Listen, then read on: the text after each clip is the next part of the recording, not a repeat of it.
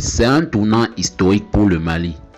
Ce 19 juin 2025 à Bamako, une nouvelle ère s'est ouverte avec la création officielle du franc malien. Une monnaie souveraine, nationale, libérée du franc CFA, symbole d'une Afrique qui se lève. Le président Assimi Goïta et son gouvernement viennent d'entrer dans l'histoire en posant un acte fort attendu depuis des décennies. Que va changer cette décision pour les Maliens? Quels enjeux économiques, politiques et géopolitiques se cachent derrière ce choix? Le Burkina Faso et le Niger vont-ils suivre le même chemin? Si tu veux comprendre ce qui se passe réellement en Afrique, abonne-toi, active la cloche et reste jusqu'à la fin, car ce que tu vas entendre n'est pas dans les médias traditionnels. Avant de comprendre l'importance du franc malien, revenons rapidement sur l'histoire du franc CFA. Cette monnaie créée en 1945 par la France coloniale.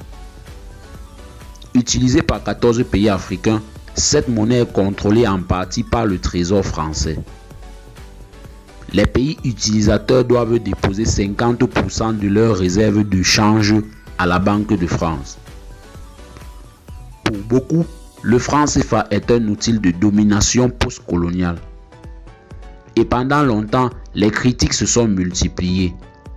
Absence de souveraineté monétaire, blocage de développement industriel, dépendance économique. Depuis l'arrivée du colonel Assimi Goïta au pouvoir, un vent de souveraineté souffle sur le Mali. Après avoir demandé le départ des troupes françaises, puis quitté la CEDEAO, le Mali poursuit son indépendance totale avec une monnaie 100% malienne. Les raisons sont claires. Contrôle total de la politique monétaire. Fin de l'ingérence extérieure. Favoriser la production locale et sortir de la logique de dépendance à l'importation. Le 19 juin 2025, dans une cérémonie sobre mais hautement symbolique à Bamako, le président Assimi Goïta annonce la mise en circulation du franc malien. Les billets et pièces ont été fabriqués avec des symboles nationaux. L'histoire, les héros maliens, les sites culturels et les valeurs de la République. La Banque centrale malienne devient désormais le seul organe émetteur. Le taux de conversion initial a été fixé pour faciliter la transition. Des équipes sont déployées dans tout le pays pour informer les citoyens, former les commerçants et garantir une adoption rapide de la nouvelle monnaie. Quel bénéfice immédiat le Mali peut-il tirer de cette décision courageuse? Indépendance économique totale. Le Mali peut ajuster sa politique monétaire selon ses besoins. Valoriser des ressources locales. L'État peut investir sans attendre l'approbation d'une puissance étrangère. Confiance nationale. Une monnaie à l'image du peuple malien redonne la dignité. Réduction de l'inflation importée en favorisant la production locale. Mais tout n'est pas rose. Le franc malien devra surmonter plusieurs défis. Il y a un risque d'inflation si la politique monétaire est mal gérée. Une perte de confiance temporaire de la population est possible, surtout au début. Des attaques spéculatives pourraient être menées par des puissances hostiles. Et le pays devra renforcer son infrastructure bancaire pour répondre aux besoins de la population. Cependant, avec une bonne stratégie et une mobilisation populaire, ces obstacles peuvent être surmontés.